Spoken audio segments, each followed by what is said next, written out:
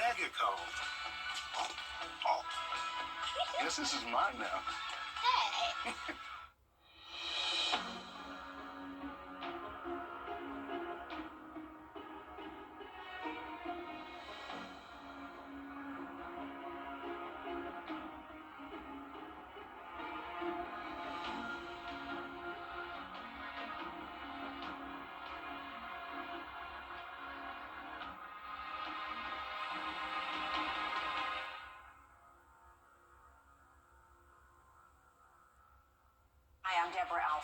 Spring storms are ravaging the South. The all-new local news live streaming app. Search LNL. Always streaming, always free.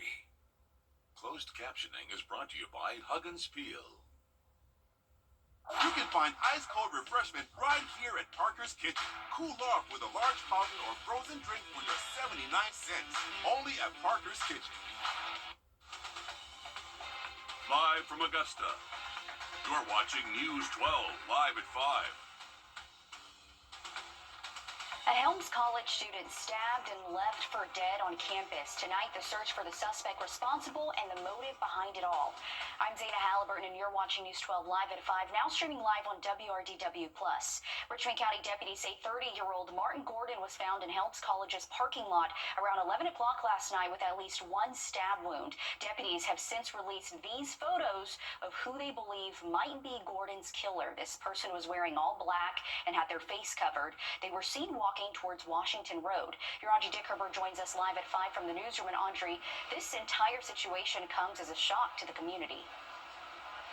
Sadness has been spreading online and in person, from students to family members, friends, and even people who didn't even know him, while wondering why this happened. I was on campus today and spoke to a few students who tell me they're shocked, sad, and worried. They also said safety protocols and guidelines were talked about today, but didn't originally know why until we spoke with them. But soon after, we were told that students and staff were not allowed to talk to us. And as we work to learn more about exactly what happened, here's what we do know. There are night classes at Helms College with adult learners in mind. And according to Helms College Campus Safety and Security Survey, this isn't common. From 2022 to 2024, there were no murders on campus, just an aggravated assault in 2024. But that doesn't mean people still aren't worried while waiting for the suspect to be caught.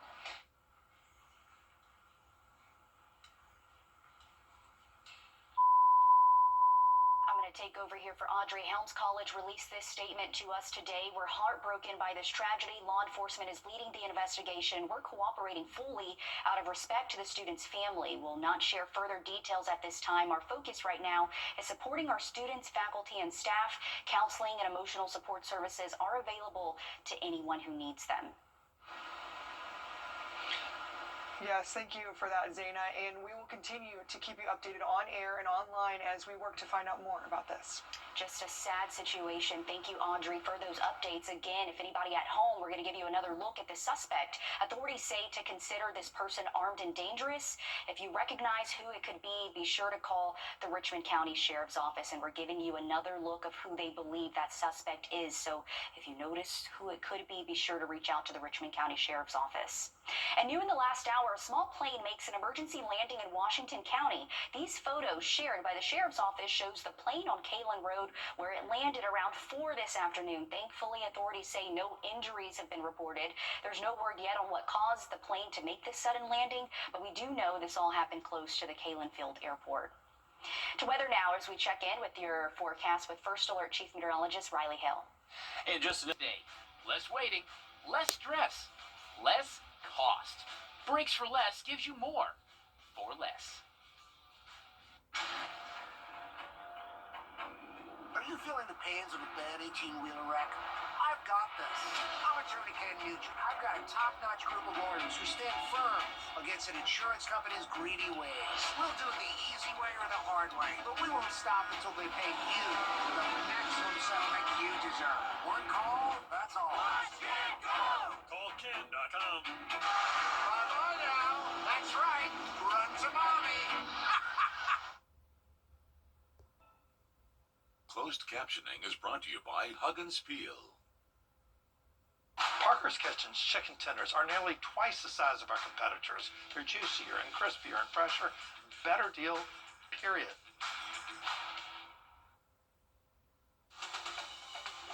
Live from Augusta, you're watching News 12 at 6 o'clock. A student at Helms College stabbed and left for dead. Tonight, the search for a suspect is on. And Augusta's budget shortfall is much worse than we thought. How the city ended up $21 million in the hole and why you might pay the price. Plus, what Aiken drivers need to know about the Powder House Connector project that now is well underway. I'm Zana Halliburton, and you're watching News 12 at 6 o'clock, now streaming live on Wrdw+. We start off at Helms College, where Richmond County deputies say 30-year-old Martin Gordon was found in the college's parking lot off Washington Road around 11 last night. They say he was stabbed at least once and died. Deputies have since released these photos of who they believe might be Gordon's killer. This person was wearing all black and had their face covered. They were seen walking towards Washington Road. Your Audrey Dickerber joins us live now from the newsroom. Audrey, what's the latest in this case tonight? Well, spreading online and in person, from students to family members, friends, and even people who didn't even know him. While wondering why this all happened, they're feeling sadness. I was on campus today and spoke to a few students who tell me they're shocked, sad, and worried. They also said safety protocols and guidelines were talked about today, but didn't originally know why until we spoke with them. But soon after, we were told that students and staff were not allowed to talk to us. As we worked to learn more exactly about what happened, here's what we do know. There are night classes at Helms College with adult learners in mind. And according to Helms College Campus Safety and Security Survey, this isn't common. From 2022 to 2024, there were no murders on campus, just one aggravated assault in 2024. But that doesn't mean people still aren't worried while waiting for the suspect to be caught. And Helms College released this statement to us today, saying, "We are heartbroken by this tragedy. Law enforcement is leading the investigation, and we are cooperating fully out of respect to the student's family. We will not share no further details at this time. Our focus right now is supporting our students, faculty, and staff. Counseling and emotional support services are available to anyone who needs them. And of course, we'll continue to keep you updated on air and online as we work to find out more." And really just a sad situation there. Audrey, thank you for that update. Again, we want to show you another look of this suspect. Authorities say to consider this person armed and dangerous. If you recognize who it might be, call the Richmond County Sheriff's Office. To weather now, where your First Alert Chief Meteorologist Riley Hill is live from the Weather Center. Riley, and you have good news for us. Great news in that full forecast in just a little bit. Thanks, Riley. Today, Augusta city leaders revealed the budget situation is much worse than we thought. Instead of an $11 million shortfall, we learned the shortfall is closer to $21 million. This will spell big changes as leaders work on the 2026 budget. We previously knew about the $11 million. The city says the American Rescue Plan is no more, so that's a $7 million hit to the general fund. The other part of the shortfall was because of a higher than expected employee health care cost and money owed to the federal government. Today, we learned rising costs from the sheriff's office adds another $9.5 million to the shortfall. Your city government reporter, Sydney Hood, joins us live from the municipal building now. And Sydney, this will impact every aspect of the city as leaders prepare next year's budget. And from rising costs to the end of COVID relief money, the city administrator compares the city's current financial situation to a house on fire. And now it's up to city leaders to figure out how to put that fire out. But let's start with how the city ended up with a $21 million shortfall. The administrator says not having access to American Rescue Plan funds, rising costs, public safety costs, and years of keeping taxes low are reasons for the shortfall. She proposed to commissioners several ways to help fill that shortfall, which she says includes raising property taxes by 2 mills, which the city finance director says equals to about $150 a year for a $200,000 home.